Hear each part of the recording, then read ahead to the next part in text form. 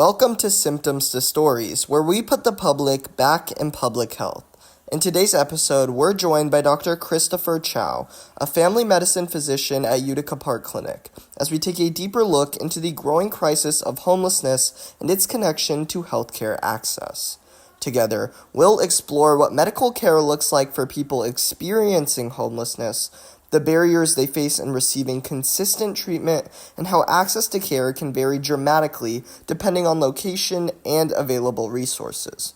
Through Dr. Chow's experiences on the front lines of family medicine, we hope to better understand the human side of homelessness and what communities can do to create more equitable healthcare systems. Enjoy! Can you introduce yourself and tell us what type of medicine you practice? Yeah, first of all, thank you for inviting me, Hannah. My name is Dr. Chris Chow. I'm a family medicine physician at Utica Park Clinic in Tulsa. Actually, it's in Broken Arrow.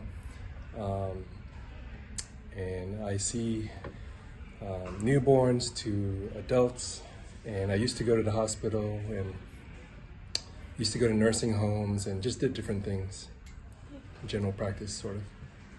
What drew you into this area of medicine in the first place?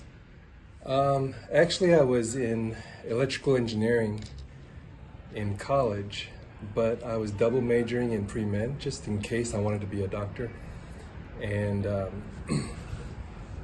I decided that I didn't want to sit behind a desk and design bionic things all day, so I signed up for an internship with the hospital, and I rotated with different departments like the radiology department, the pulmonary department, and then I went to the emergency department.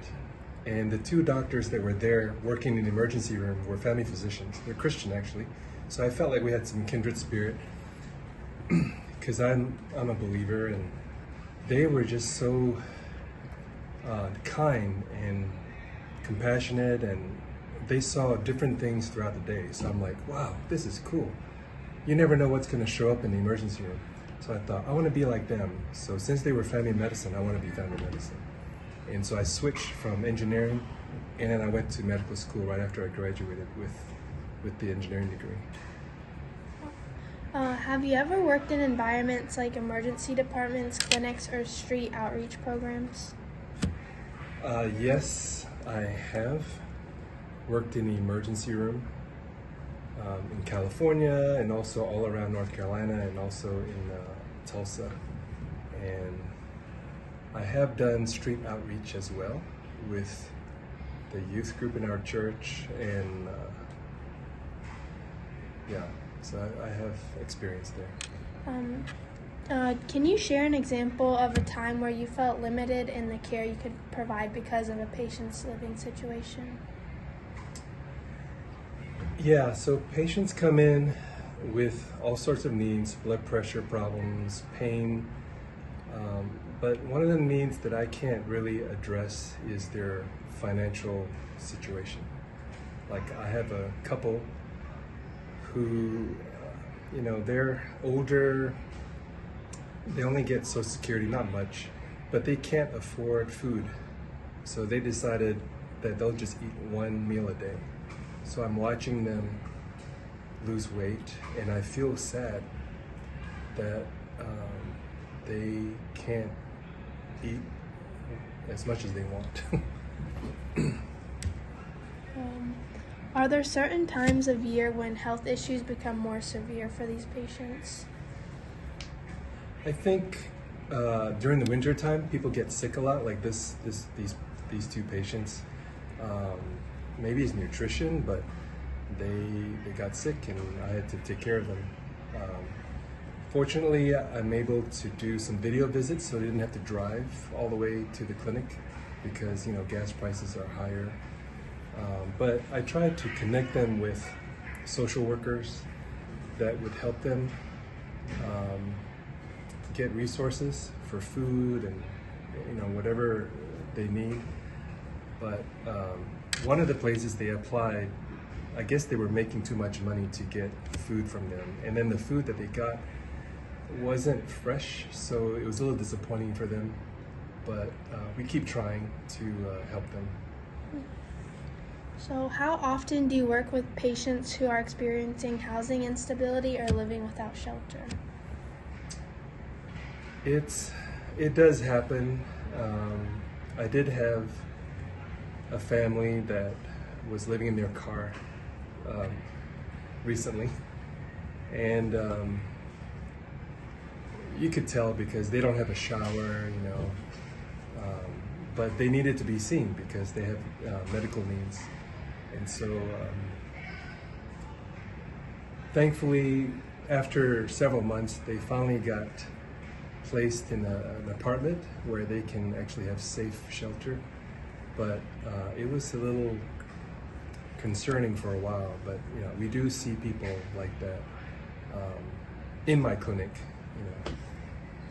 I know there are free clinics, different places like Good Samaritan and different outreaches that hospitals do give, but you really have to be pretty savvy with the internet, knowing where to go and where the medical van is going to show up.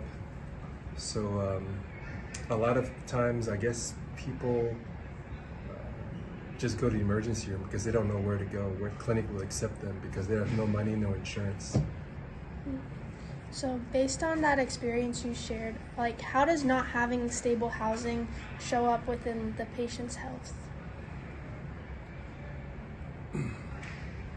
It's very scary.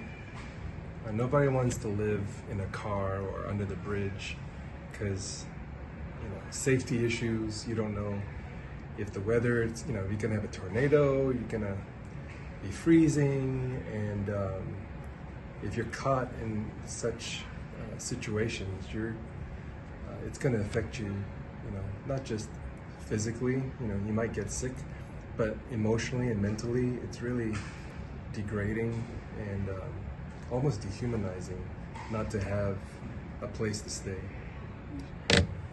So where do you see the biggest gap between what patients need and what the system can provide? Well, there's a lot of needs. The needs for shelter is one, food is another.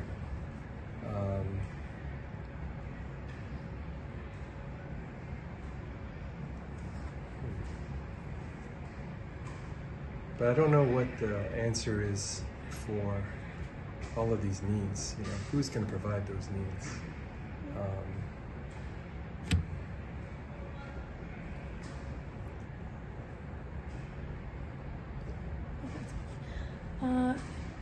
If someone wanted to help in a practical way, what would actually make a difference? Well, I think they would probably have to go out to these locations and track these people down one-on-one to make sure that they are set up correctly, and just keep checking on them because maybe they're too old or unable to check on themselves. So you don't know if Meals on Wheels came out, or you don't know if what they need at that moment. But every few days, just kind of somebody to check in, like, hey, how are you doing? Is there something you need? Could we bring out food for you, or do you need a transportation? How can we get you to the doctor? What about your medication? Is there a way that we can get it cheaper if you can't afford that medication? And just connecting them to like a human being, because it's nice to have resources out there, all these foundations that do good things, but somebody has to actually go out to connect them, physically, to make it happen and not be lost through the cracks. And that's a hard situation. And then have you seen any programs or approaches that actually improve outcomes for these patients?